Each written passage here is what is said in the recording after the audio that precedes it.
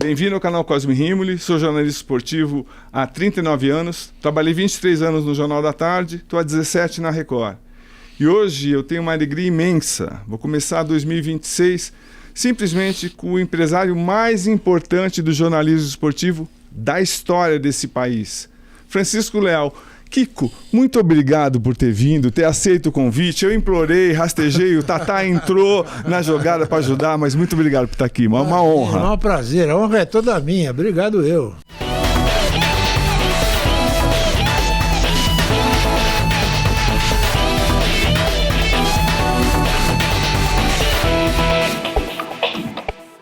Quem foi Luciano do Valle para a história do jornalismo esportivo desse país? Eu acho que o Luciano do Valle foi a figura mais importante do esporte brasileiro fora das quadras.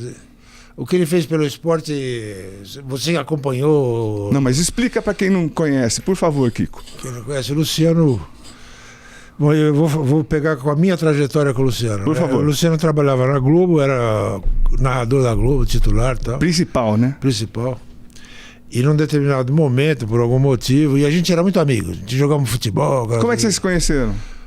Eu trabalhava na Calói e o Luciano trabalhava numa rádio em Campinas. E ele foi vender, eu lembro, um torneio de basquete sul-americano. Primeira vez que eu conheci ele. Ele era um entusiasta e bom vendedor e tal. E a gente acabou ficando amigo por isso. E a gente gostava de esporte, falava de esporte o tempo todo. Então acabamos tendo essa amizade. Aí ele foi morar no Rio, quando ele foi pra Globo. E chegava fim de semana, eu era solteiro, e ele, vem pra cá, Cristina, que era a mulher dele, vai fazer um camarão, eu, tá bom, vamos. E ficamos muito amigos. E num determinado momento ele chegou para mim e eu já estava como diretor de marketing da Calói, apesar da pouca idade. Quantos anos? 23, 24. Poxa vida. E ele falou, vamos fazer voleibol, tem uma geração nova aí que está surgindo, foram vice-campeões mundiais, é uma turma boa e tal. A irresponsabilidade de quem tinha 30 e poucos anos, tá bom, vamos embora, jogamos tudo para cima e vamos fazer voleibol. Você abandonou teu cargo? Abandonei meu carro, ele abandonou a Globo. Ele abandonou a Globo como titular? Como titular. E fomos fazer voleibol e foi um sucesso, né?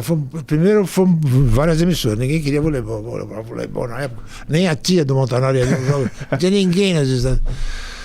E aí um dia fomos falar com o Paulinho Machado de Carvalho da Record.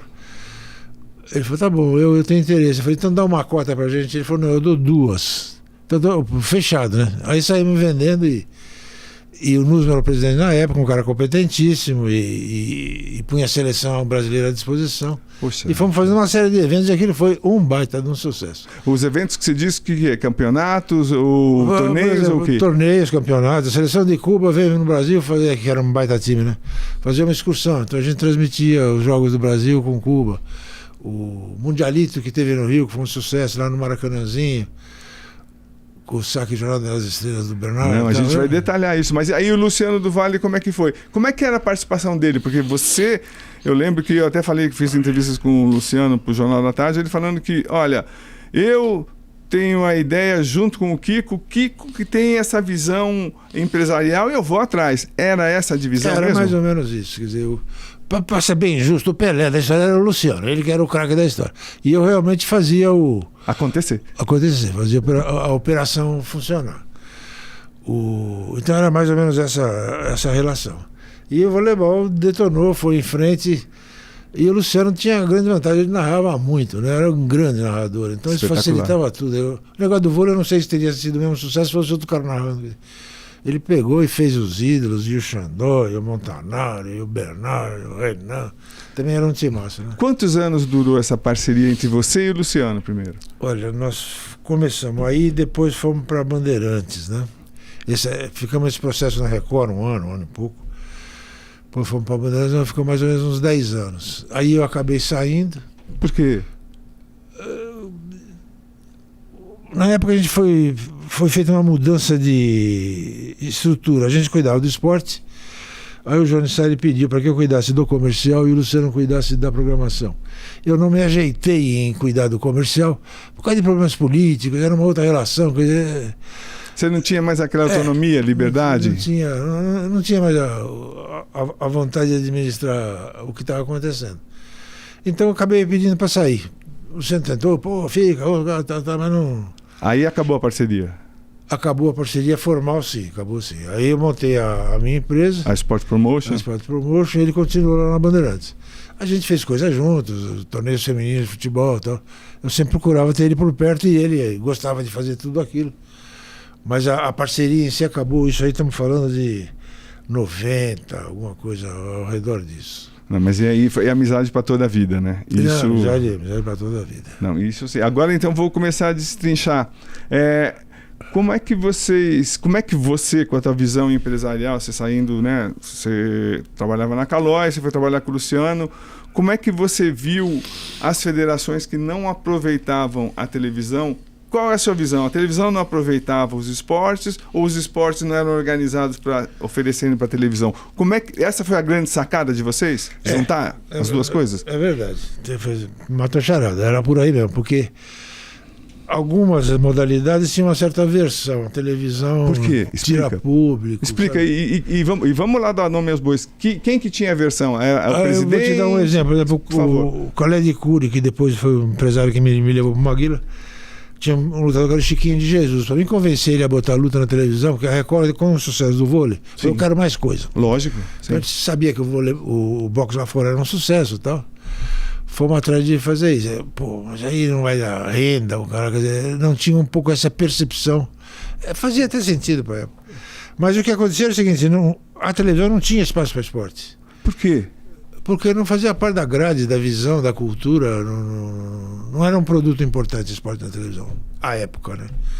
Então esse negócio que a gente fez foi bem desbravador nesse sentido. Quer dizer. Como é que as televisões começaram a despertar? Como é que vocês conseguiram fazer com que as televisões acordassem? É dessa história que eu estou te falando, quer dizer, a gente foi bater na porta das televisões, tinha um produto que era o voleibol que a gente acreditava. Então, aí o voleibol da Record foi tão forte que... Foi, que abriu. E o Paulinho Carvalho que enxergou. Os outros empresários, ninguém queria saber desse negócio, não. Esporte, vôlei, não quero. Então, mas agora, você leva o tesouro para a Record, para o Paulinho. Por que o show do esporte não foi na TV Record? Porque não continuou? Porque o show do esporte não virou. Porque vocês não fizeram esse projeto que vocês fizeram tão vitorioso na Band e na Record? Porque a Record queria continuar com o esporte, mas essa visão do show do esporte foi o Johnny que teve, que foi uma coisa ousada também. Aí ele foi atrás da gente e falou, eu quero das 10 da manhã às 10 da noite. Aí mudou completamente. Aí. Então você quebra o mito que muita gente achava que foi o Luciano do Vale, que foi viajando nos Estados Unidos, acompanhou as transmissões esportivas e falou, vou trazer para o Brasil. Não foi o Luciano, nem você, foi o Johnny que apresentou para vocês? Que abriu esse leque. Olha, ele viu o sucesso do vôlei na Record e falou, pô, aí tem um caminho que eu quero trilhar. E abriu e saímos dois correndo atrás de fazer 10 horas de programação para o domingo. Não, vamos explicar, então, vamos dar o mapa da mina para quem quiser fazer o show do esporte daqui uns 20 anos, no streaming. Como é que dificuldade você encontrou? Porque, olha, eu te dou 10 horas da minha programação. O que a Band pedia de volta? Ela queria audiência e resultado comercial. O primeiro alvo de vocês já tinham um vôlei na mão, com o Nusma. Como é que vocês definiram a programação? Fomos garimpando. Sinuca, boxe, o Maguila era pedreiro, o sucesso que foi, qualquer coisa. Mas Kiko, a gente tem 2h30. Explica, por favor, qual foi o primeiro esporte depois do vôlei que vocês foram atrás e qual a dificuldade, o que vocês ofereceram, como é que foi essa negociação? Olha... Como era só esse espaço esportivo que tinha para fazer evento, não tinha outro, o rio corria um pouco para o mar. Quer dizer, tem razão. As pessoas foram para opa, aí tem espaço. Então, a gente foi abrindo e eles foram vendo que da visibilidade que a televisão aberta dava, que também não tinha fechado na época, né? Era um negócio que funcionava. Então, por exemplo, como é que vocês chegaram até a sinuca? Porque, imagina, a televisão brasileira transmitindo sinuca, vocês foram ousados demais. Como é que foi? Foi dentro dessa garimpagem de alternativas que a gente tinha para compor a grade. Na época, o cara que era famoso era o Carne Frita, que era você deve ter ouvido falar. Lembro, sim. Jogador de sinuca e tal. Então a gente falou, Carne Frita, vamos botar ele para jogar. Era relativamente conhecido, pelo menos no Bafom, né? Ele era manjado. Aí surgiu o Rui Chapéu. Não, vocês são danados, vocês formaram vários ídolos. O Rui Chapéu foi um deles. Como é que vocês se apostaram no Rui? Como é que vocês desenvolveram essa idolatria com um jogador de sinuca? Olha, aí tinha o pessoal da federação, que se mexia bem. Quando a gente começou a ir atrás, eles ajudaram muito, fizeram. O Chapéu apareceu e ele era fantástico, né? Verdade. Jogava muito. E a gente começou então a investir. Por exemplo, trouxemos como é que era o nome? Qualquer coisa, Davis. Era um inglês que era campeão mundial. Sim, vocês fizeram desafio. Eu lembro disso, eu lembro. Fizemos smoke, o cara vai dar uma roupagem para tirar essa coisa do jogo de boteco. Sim. Então fomos fazendo um marketing ao redor disso daí. E conseguiu ser lucrativa a sinuca?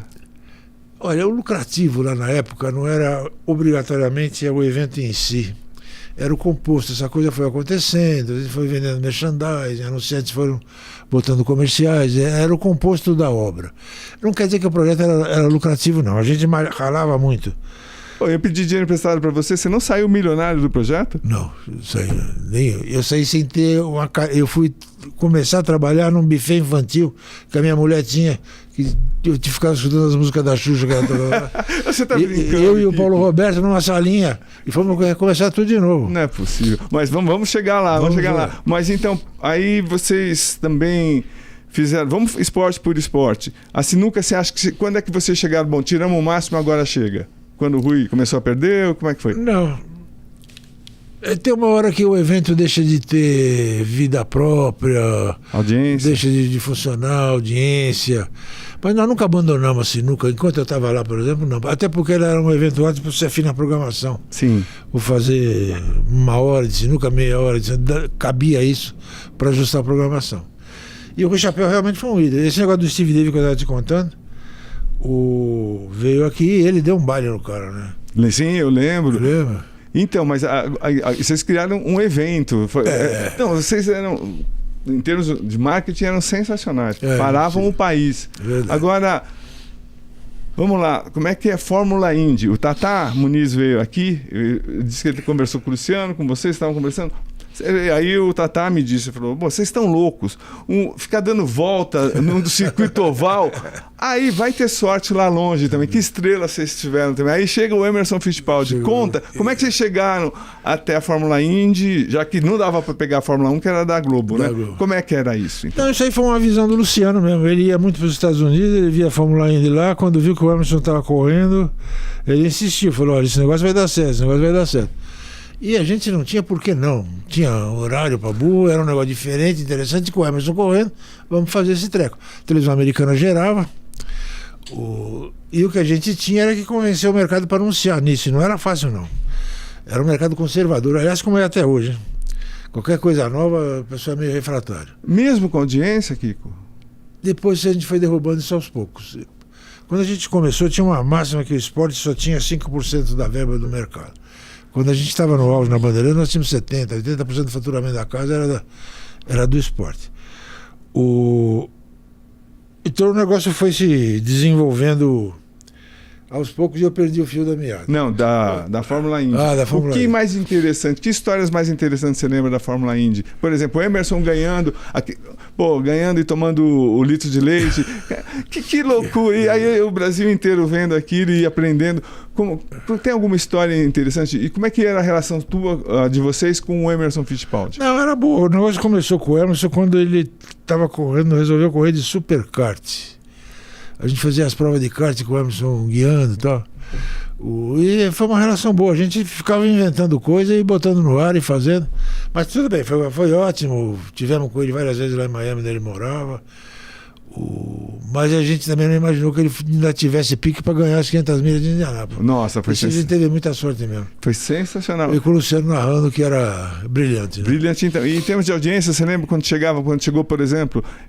Não, a Indy nunca foi um carro-chefe de audiência, não. Esse negócio de Indianápolis pode ter sido uma audiência boa, mas não era... Como até hoje não é uma grande audiência, né? Esporte ou... Não, estou falando da Fórmula Indy. A Fórmula realmente para o Brasil... a Fórmula Indy é meio difícil mesmo, mas vocês arrebentaram também vocês fizeram absolutamente tudo. Basquete feminino. O que vocês fizeram com a Paula e com a Hortência? É verdade. Ela reverencia o Luciano e você. A Hortência também veio aqui, deu entrevista. Ela falou que o período da Bandeirantes foi o auge. Foi. Por que o basquete feminino? Porque, olha só, hoje ninguém nem vê Basquete feminino de jeito nenhum. Como é que vocês chegaram no basquete? Foi a ligação dela com a Paula? Não, é tudo conjuntura, porque a gente via lá, a Paula jogava muito, e a Hortência mais ainda. Pô, esse negócio vai dar liga, vamos investir nesse negócio, porque essas meninas são fantásticas. E tinha também as outras jogadoras que eram boas, né? Para completar o time. Lá tinha a Janete, tinha a Marta. Sim. Então era uma conjunção. Então, na época também eu lembro que era o Unimep, que era o time da Hortência, com a Minercal, que era da Paula, ou vice-versa, não lembro direito. Então a gente fazia desafio, Unimep, Minercal e tal. Criava rivalidade, era interessante demais para ver. Foi muito legal, sim. E ela jogava muita bola, né? E também nunca mais tivemos uma Paula e uma Hortência. Não, mas também vocês tiveram uma grande vantagem, vocês estavam sozinhos, né? No mercado. Então, tipo, vocês iam, deixa eu escolher o esporte aqui. Verdade, não tinha concorrência. Não tinha concorrência. Agora, uma coisa que você quer saber, eu tenho certeza. Vamos falar agora, acho que pelo menos uns 20 minutos. Um tal de Maguila. Cobri o Maguila para o Jornal da Tarde, entrevistei vocês. Que foi esse fenômeno Maguila? Porque vocês tentaram fazer antes com o Chiquinho, né? E não deu certo. Conta, por favor, como é que foi o boxe na vida do Show do Esporte. Não, o boxe foi isso. Ele começou na Record, quando o Paulinho gostou da brincadeira do vôlei, falou que eram outras coisas. Então, a gente fez um evento de basquete, que não foi lá essas coisas. E a gente sabia nos Estados Unidos o que estava acontecendo com o boxe, que era uma coisa relevante, né, em matéria de marketing esportivo. Então eu fui atrás do Chiquinho, que era o único cara conhecido aqui à época. E o empresário dele era o Khaled Khoury. Então nós fizemos um evento com ele, foi tudo bem, tudo direitinho e tal. E o Khaled ficava insistindo, olha, eu tenho um peso pesado, você precisa ver um peso pesado. E ainda estava no começo, era maduro ainda. Até que um dia fui lá no Ibirapuera ver, e a facilidade com que ele ganhava era uma coisa impressionante. Então aí que começou, foi mais ou menos na fase da transição para Bandeirantes. A primeira luta dele a gente fez na Bandeirantes já. E aí ele começou a fazer sucesso muito rápido. Trouxemos um campeão sul-americano, argentino. Ele ganhou do cara também por nocaute com extrema facilidade. Ele era muito bom, né? Tem isso que é verdade, não. É verdade. Isso e um pouco autodidata, porque ele não tinha muita estrutura por trás, não. Aí depois a coisa foi andando, o Maguila não queria mais o Khaled, e aí que eu acabei virando empresário dele. Então, isso que eu ia falar, essa transformação, como é que foi ser empresário do Maguila e o quanto existia de máfia do boxe? O que você viu, Kiko, que você quer esquecer? Não, a máfia era pesada, por exemplo. Quando a gente foi negociar com o Don King, foi uma aventura difícil de enfrentar. Conta, por favor. Chegamos lá, o Maguila foi ganhando todo mundo, até que tinha uma briga entre o Don King e o empresário do Holyfield para ver quem lutava com o Maguila, porque ele imaginava que fosse ganhar para um descartar e fazer a luta entre eles. Porque o Maguila era o primeiro, chegou a primeiro do ranking. Estou encurtando o caminho, né? Aí chegou num determinado momento que vamos fazer a reunião com o Don King, vamos lá. Aí chegamos lá, descemos direto do aeroporto lá para Nova York, onde tinha o escritório do Don King. Uma barra pesada, ele era um negão enorme com aquele cabelão. Sim. Uns guarda-costas imensos, né? Um maior que o outro. E ele queria que eu assinasse um acordo onde o Maguila faria preliminares do Tyson por uma bolsa pré-estipulada. Era uma coisa meio pela goela, assim, né? O valor da bolsa lá não era essas coisas. Mais ou menos, conta, mas quanto que era mais ou menos? Ele falava em $200 mil como teto para a luta. O primeiro do ranking era pouco. No ranking... Era pouco também. Ele que escolhia o adversário, você não sabia o que ia dar, aquilo podia ser tudo armado. Você não sabia onde estava pisando, era uma coisa. E foi uma coisa dura, porque ele não deixava sair de lá sem assinar. Ele foi capaz de fazer o quê com aqueles guarda-costas lá? Ele intimidava? Assina isso aí? Intimidava. Levantava, batia na mesa. Meu casaco ficou lá e não deixava pegar, porque o passaporte estava dentro do casaco. Não deixava pegar o casaco? E eu queria pegar o casaco e puxar o carro, né? Isso é filme de máfia. É filme de máfia. Ainda uma hora eu falei, preciso almoçar. O casaco fica aí, que ele sabia que o passaporte estava lá. Você falou, não, vou almoçar, e ele que segurou. E como é que você se livrou dessa reunião? Eu assinei. Você tá brincando? Você tá brincando. E aí? Tinha que ter a luta. Fiz uma assinatura fajuta, que é diferente da minha, e escrevi: isso aqui não vale nada em português. Você escreveu isso no Validade em português? E um abraço e saí correndo. Ele percebeu que não ia rolar, mas foi o único jeito de escapar. Que não dava pra sair sem assinar. Que loucura. Então, aí como é que foi que vocês... Bom, primeiro também uma coisa que não posso pular. Ângelo Dandi. Por que vocês foram buscar o Ângelo Dandi? Fomos buscar porque, num determinado momento, o Maguila começou a treinar com o Miguel. Sim. Que, aliás, foi a melhor fase dele. Miguel de Oliveira, foi excelente, né? As revanches com o Falcone e o Telarta. Aí, num determinado momento, o Miguel resolveu ir com ele para lá, levou ele para os Estados Unidos, assinaram uns documentos, uma coisa meio... Ele queria tomar de vocês, o Miguel. Era isso. Aí não tinha mais clima para trabalhar com o Miguel, infelizmente. E aí a gente também não queria perder o Maguila. Então, o Maguila, quem você quer de técnico para substituir? Aí, ele ficou encantado com o nome do Ângelo Dandi, aí nós fomos atrás do Ângelo Dandi. Que foi o técnico do Mohamed Ali? Foi o técnico que, quando a gente teve problema, discutir com ele não dava. Por quê? Aí, por exemplo, essa luta do Holyfield nós começamos a questionar. Eu vi um tape do Holyfield que não era tão conhecido na época. Eu falei, pô, o cara é um monstro, né? Ele era um monstro, então. Aí ele falou, não, mas ele tem cintura fina. Eu falei, mas Dani, tem cintura fina, mas o cara... Quando eu fiz a luta do Cassius Clay com o Foreman, todo mundo falava que eu estava louco. Sim. Quando eu fiz do Sugar Leonardo com o Durão, o currículo dele era um negócio tão impressionante, que não dava para discutir. Não, eu que sei, eu que entendo esse negócio. É ele que... Então, vamos, né? Então, agora... que você que entende demais de televisão, leva a gente para aquele dia da luta que foi um dia que lá na redação a gente ficou mais agoniado da vida, vendo o Maguila cair daquele jeito. Como é que você viu aquela luta? Como é que foi a reação sua para aquele nocaute absurdo do Holyfield? Foi duro, porque numa certa altura a gente começou a desconfiar desse processo, porque o Dani insistia muito para fazer a luta, né? E aquele negócio da máfia do boxe, que a gente sabia, ninguém era bonzinho ali no meio. Mas já estava meio armado, combinado, contratado, mas sempre com uma dúvida. Depois daquele primeiro assalto, o Maguila foi perfeito no primeiro assalto. Foi, surpreendendo a gente estava vibrando. Aí parece que o Dante falou para ele encostar, para mudar, ou seja, há indícios que estava viciado aquele negócio ali, estava armado para ele não levar. E aí foi uma tristeza, caiu aquele nocaute horrível que ele tomou. Então, você acha que o Dante pediu para ele ficar mais parado, recebendo os golpes do Holyfield? Não. Okay. Ali você tinha duas táticas, ou fazia na meia e longa distância para evitar a troca de golpe, que com o Holyfield não dá certo, ou encurtar a distância.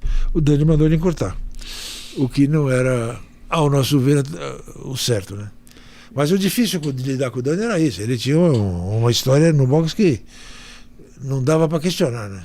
Então, e o Maguila, assim, ele estava achando, ele tinha o sonho de lutar com o Tyson. Tinha. Ele falava isso pra gente abertamente. E aí ele falou, bom, vou pegar o Holyfield. Aí quando ele perdeu, poxa vida, foi uma luta muito mal escolhida, ele repassou a culpa para vocês. Até para você especificamente, como é que foi depois dessa luta, o teu relacionamento com o Maguila? Não, o que aconteceu? Eu não me recordo de ter acontecido esse fato dele nos cobrar, porque a gente sempre foi muito claro com ele. Eu discutia que não queria a luta na frente dele, com o Dani. Você não queria? Não queria. E ele queria? Ele queria. O Maguila não tinha medo de nada. É verdade. Nada. Eu lembro que uma vez nós trouxemos um Mike White, era um pugilista que tinha 2,10 metros. Sim. Você lembra? Lembro. Foi assustador. Aí na coletiva, na época do Calé de Cúria ainda, eu via que o negão chegou. Eu falei, Maguila, você não vai ficar preso. Você acha que eu tenho medo de cara feia? Ele deu uma bronca. Eu falei, não, tá bom. Não. Então conta os bastidores depois da derrota do Holyfield. Como é que foi? Onde você estava? Você estava na primeira, segunda fileira? Como é que foi? Eu estava ali assistindo a luta. O Maguila caiu para um lado e eu fui para o outro. Como assim? Terminou a luta, foi pro quarto. O que eu ia fazer? Fiquei andando. Você não acompanhou depois? Não acompanhei. Devia ter acompanhado, mas não acompanhei. Mas o que foi? Foi tipo, você sentiu o quê, Kiko? Você como pessoa, você sentiu o quê? Quando viu tristeza, desilusão. Caiu a ficha, isso aqui estava meio... Armado ruim para nós. Mas não era o limite do Maguila? Porque dali ele não passaria? Era. Era o limite. Ali já era um patamar acima do nível dele. Aí, foi por isso que já encaminharam a separação? É isso? Foi isso? Não foi. A gente ficou com ele mais um tempo. Continuamos. Trouxemos um técnico argentino, escapa o nome agora, que foi treinador do Monzon. Amilcar Brusa. Mano de pedra, sim. Ele treinou o Maguila, voltou e falou, eu não vou ficar com o Maguila. Eu falei, mas por quê? Ele falou, ele está ressentido. Isso depois da luta do Holyfield. Mas já fizemos todos os exames. Ele falou, não acusa o exame. Isso aí é um cara que tinha muita experiência, né?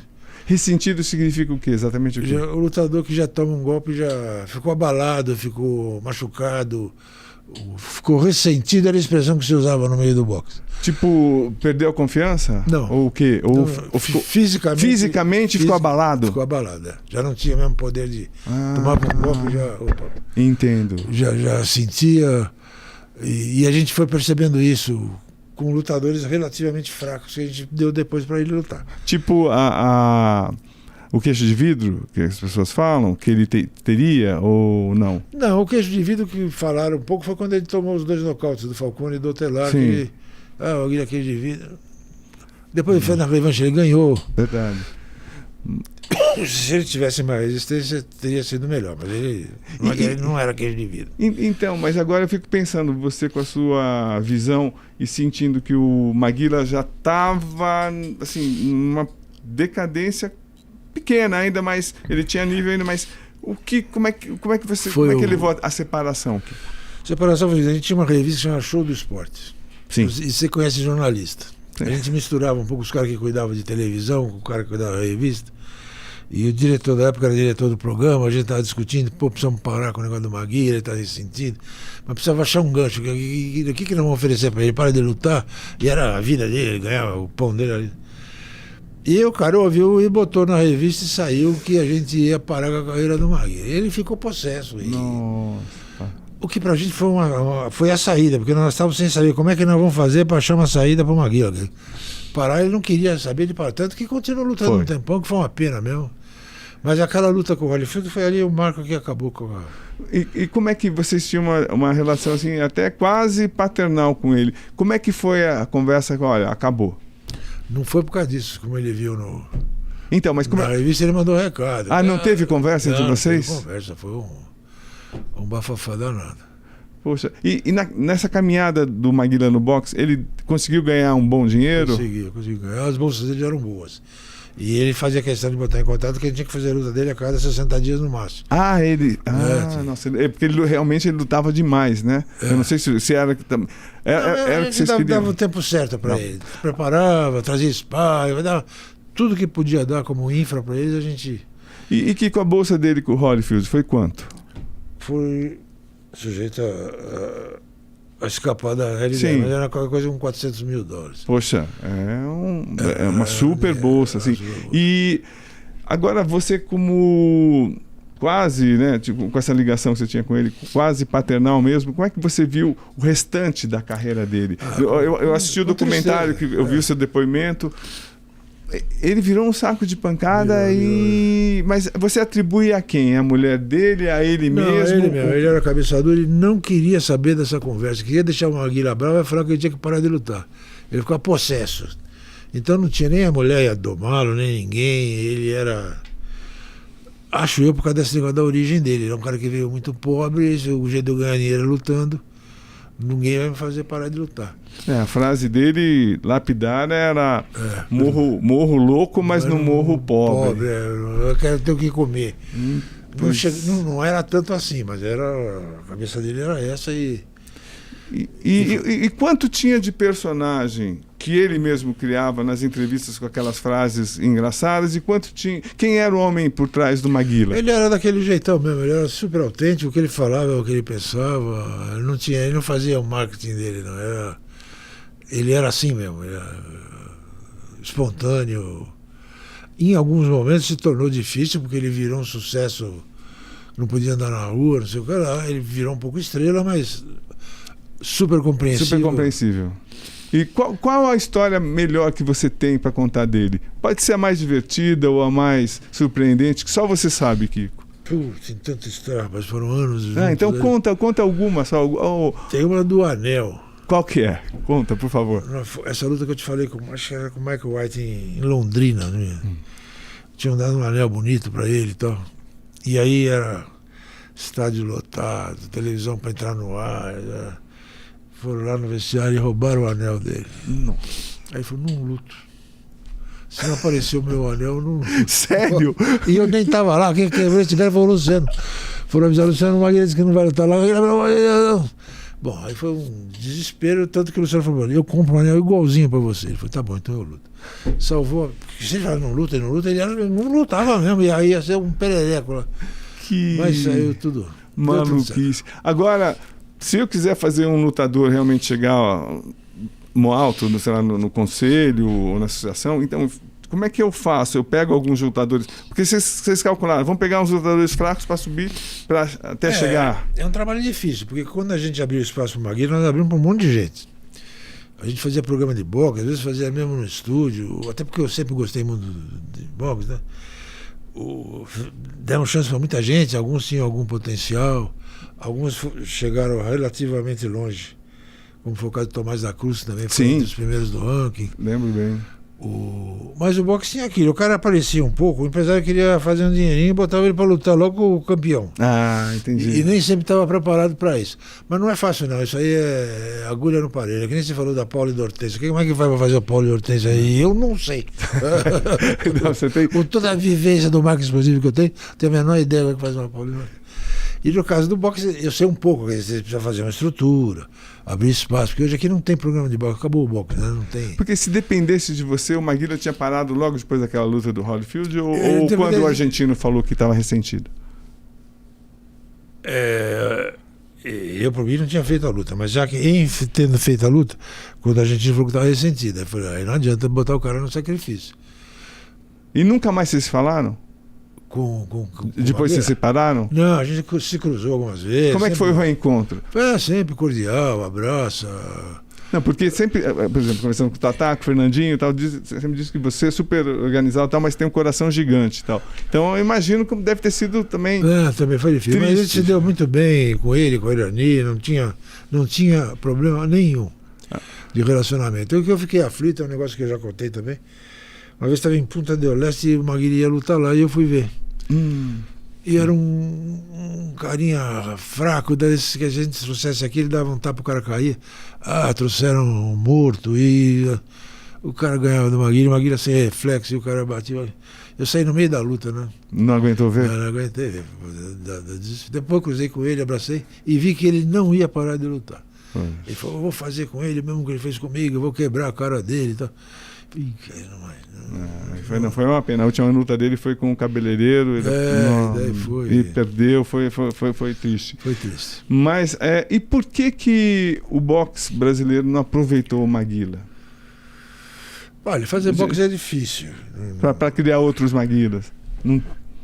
Não é fácil. Não é fácil. É isso que eu te falei também. A gente abriu espaço para muita gente. Um engordava, outro não se cuidava direito. E eu insisti muito com o boxe. Depois eu fiz boxe feminino, peguei a Duda e a É verdade, sim. Ela foi campeã mundial e tal. Mas é um negócio que você precisa investir muito, tá muito atento, tá servando. E é um mundo muito sujo, né?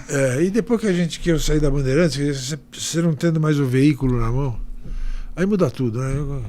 Não tem essa massa de manobra para fazer outros Maguilas, como você falou. Bom, agora então vamos falar de macarrão. Aí vocês já conseguiram coisas inéditas na televisão, vocês fazem a gente ficar viciado no campeonato italiano. Isso. Você não tem vergonha, não? Que vocês trouxeram? Pô, que sacada. Como é que foi que vocês chegaram? Sério mesmo que vocês foram no restaurante e conversaram? Trouxeram o Lancelotti de lá? Não é possível.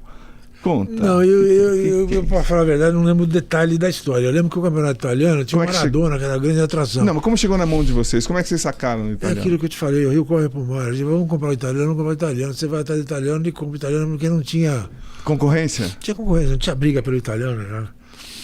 Que sensação. E como é que você viu a trajetória do Campeonato Italiano na Bandeirantes com vocês? Foi um sucesso. Uma época, depois que fez sucesso, começou gente a ir atrás querer pegar, a gente ficou muito preocupado. Não posso perder o italiano, porque além do campeonato ser o melhor da época, quer dizer, era o mais importante que tinha o Maradona, que era um espetáculo, né? E o time dele jogava o Careca, o Alemão, o Napoli, né? Então foi mais não era complicado buscar esse tipo de produto. Quando você chega, bom, eu quero esse negócio, eu vou atrás. E como é que você viu a equipe que narrava, que transmitia? Olha, a gente vendo hoje, a gente tinha o filé mignon ali na mão dos repórteres e narradores, desde J. Júnior, a Cabrini, a Datena. Silvio Luiz fez. Silvio Luiz, era um time de primeira mesmo. E isso refletia comercialmente? O campeonato italiano foi rentável? Foi, era vendável, porque tinha também os investidores, as Fiat da vida e tal. Mas o time era excelente. Isso aí é mérito do Luciano, ele que montou a equipe, não fui eu, não passei nem perto disso daí. Ele que contratava, ele fazia. E como é que o italiano ficou com vocês até o final, no tempo que você estava lá? Ficou até o final quando a gente estava lá. Depois que eu saí, eu perdi um pouco o fio da meada. E dos eventos que a Bandeirantes transmitia no Show do Esporte, qual que você mais se orgulha? Você fala, bom, eu sou pai da criança, eu tive a sacada. Qual deu mais prazer para você como pessoa? Eu acho que o Maguila eu acompanhei muito de perto, que eu fiz a carreira dele todinha, né? Desde o comecinho até esse triste fim que a gente está falando. O Master foi uma coisa criada. Ótimo, vou falar. Não, a Copa Pelé. Copa Pelé Master. Vocês resolveram pegar. Como é que chegaram à conclusão? Vamos pegar porque a seleção brasileira foi espetacular. Foi espetacular. Também era coisa, o Rivelino no auge, né? Jogando muita bola e botava todo mundo lá, jogava o Dadá, o Jairzinho, todo mundo ainda em forma. O pessoal parava de jogar mais cedo.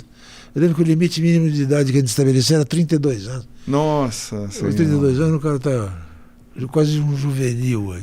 Não, me explica esse campeonato para quem não teve a sorte de acompanhar, porque eu acompanhei, eu briguei muito com o técnico. O técnico, eu falei, olha, a gente tem que organizar melhor a seleção. Quem que era o técnico mesmo?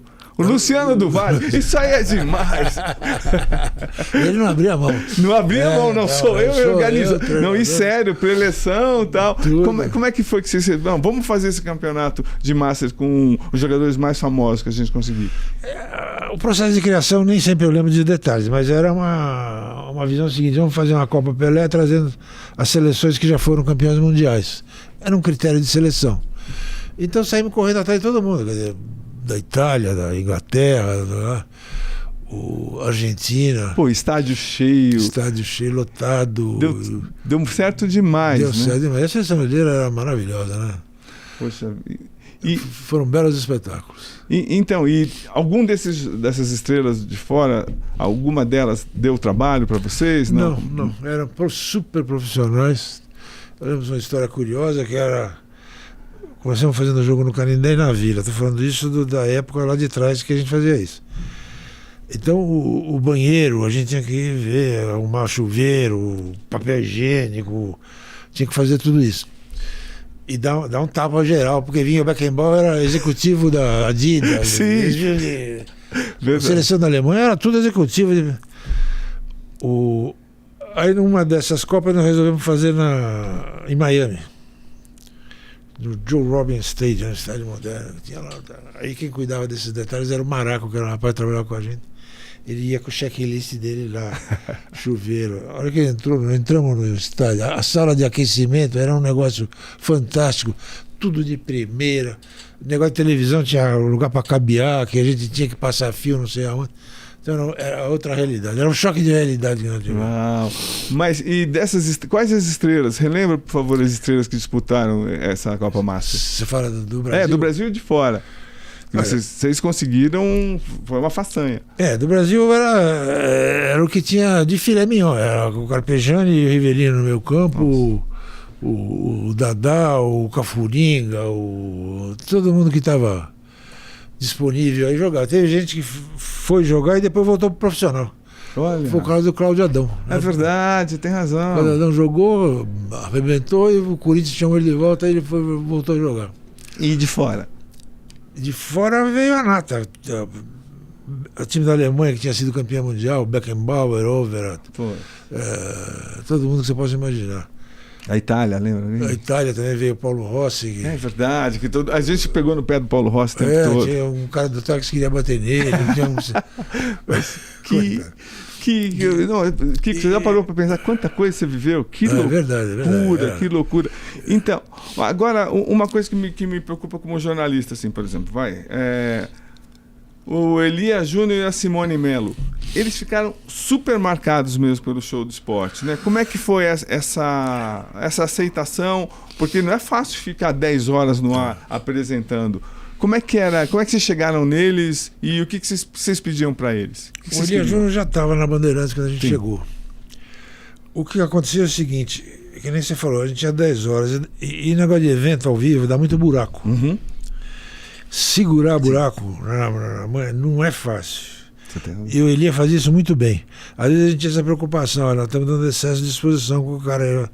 Vamos dar uma dividida, mas não era fácil. Não é necessário, não. Ele segurava. Era complicado, ele segurava. Quem segurou durante um bom tempo foi o Juarez, também tinha muita cintura, mas o Juarez era mais comentarista. Mas o Elia Júnior tinha essa competência. Tanto que até hoje você viu o Show do Esporte que ele voltou a fazer. Sim, lá, é verdade. Solta a bola para ele e fica falando lá.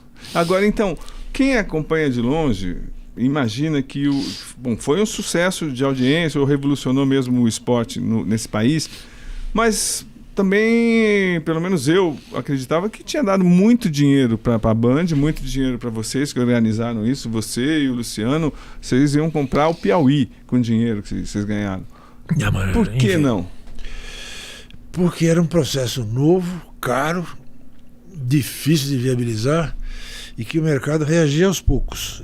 E por mais que a gente conseguisse faturar, e faturava bastante, você tinha um custo muito alto para manter depois o patamar de audiência que você precisava manter.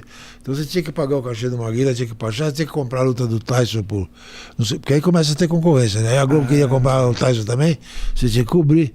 O italiano inflacionou. Mas o que aconteceu é o seguinte, o dia a dia a gente ralava para conseguir empatar e pagar as contas. Quando tinha a Copa do Mundo e a Olimpíada, você tinha algum resultado. Algum, não era ninguém ficou rico, mas não ficou mesmo. Uau, eu imaginava que não. Mas agora também, como é que foi? Bom, o Tatá veio aqui e falou do Campeonato Brasileiro de 90, né, que vocês conseguiram, né? Que a Globo abriu mão achando que depois da derrota do Brasil na Copa do Mundo tinha sido tão frustrante que as pessoas daqui não iam acompanhar.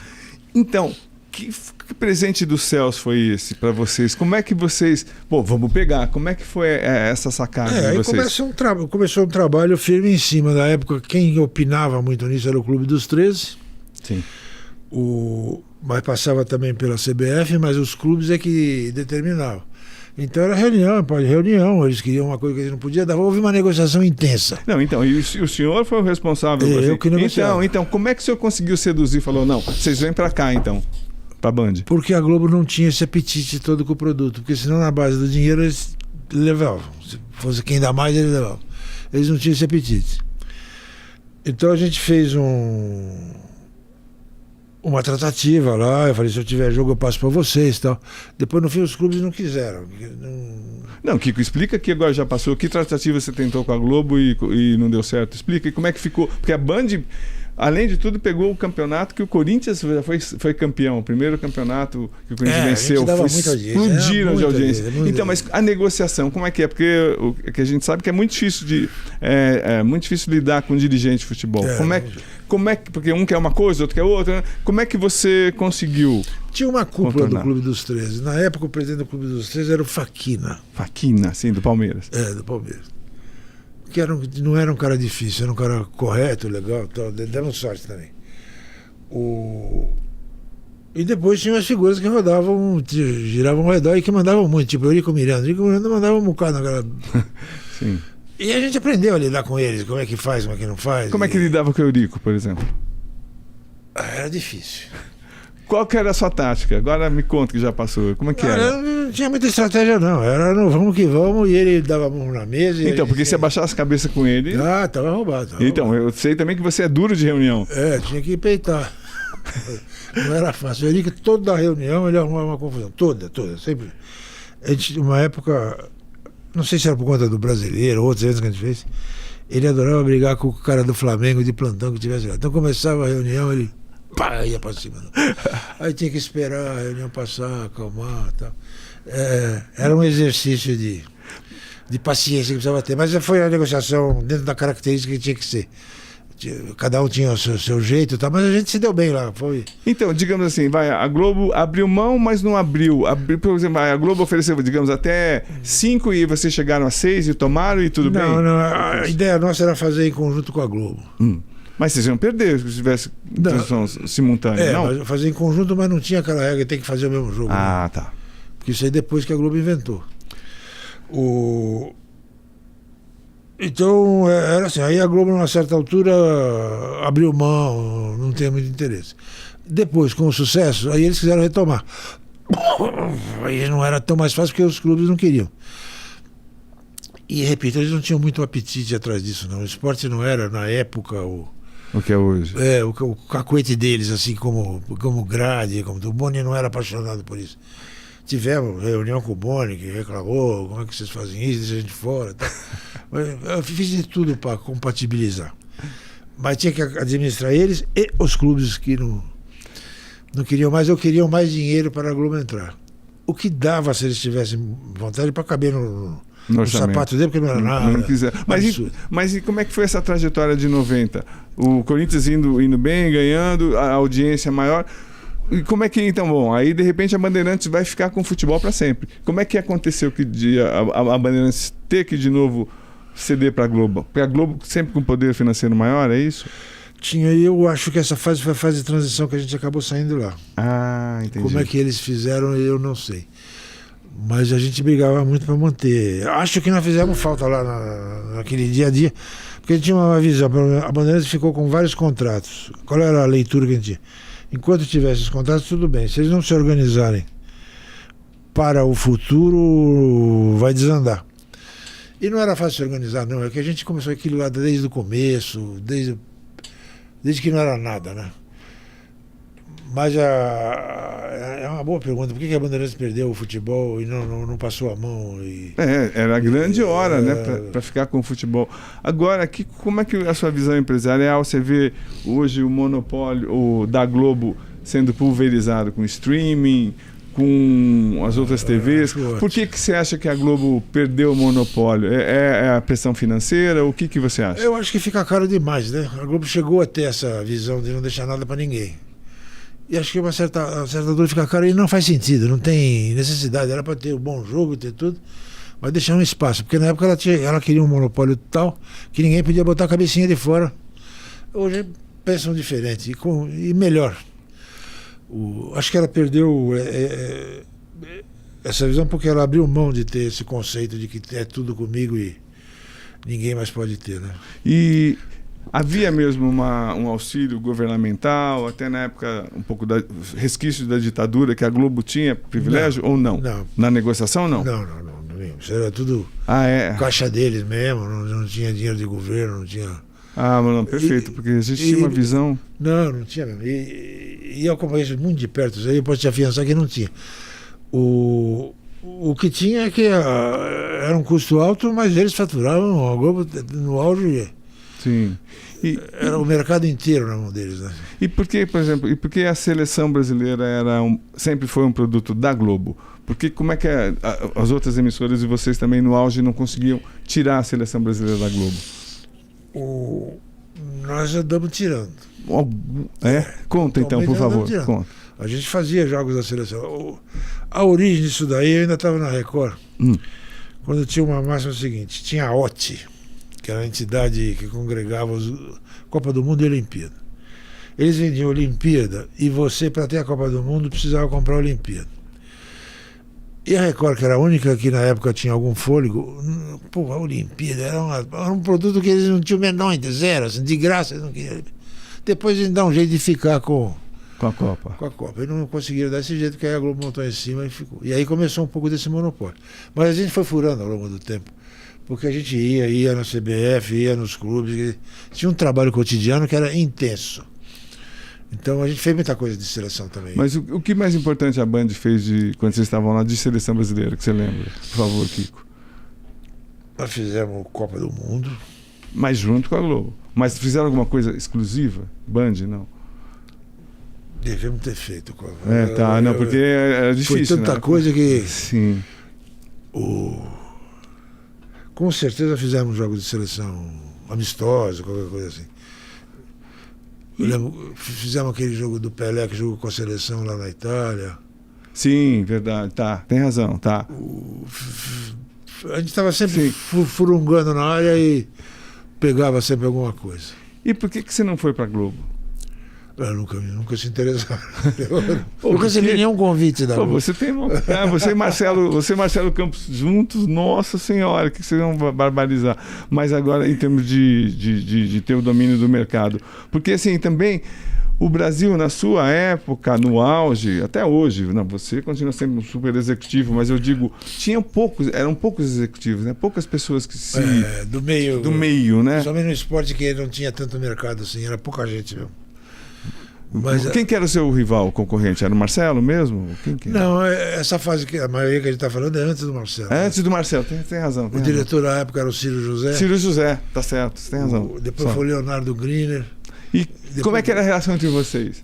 Era boa, com alguns tropeços, por exemplo. Teve um campeonato, o Ciro que me perdoe contar essa história, mas, que a gente combinou, vamos comprar junto, a gente compra, um dá pro outro e tal. Que campeonato que era? Brasileiro. Aí chegou na final, ele chegou lá e falou: deixa que eu compro, senão vai inflacionar. Eu falei: tá bom. Aí ele deu uma bobeada, qualquer coisa, os caras adoravam passar a perna na Globo, a Manchete foi lá e comprou. Foi uma final que teve São Paulo e Guarani. Sim. Deu 40 pontos de audiência. O Johnny queria me matar. Com razão. Eu falei: que você fez? Que droga. Aí a Globo ficou zangada e resolveu comprar tudo que tinha. E não negou a mínima. Entendi. Pô, foi 86. Isso. 86. Comprou tudo e eu falei: mas eu fui com vocês, me dei mal e tal.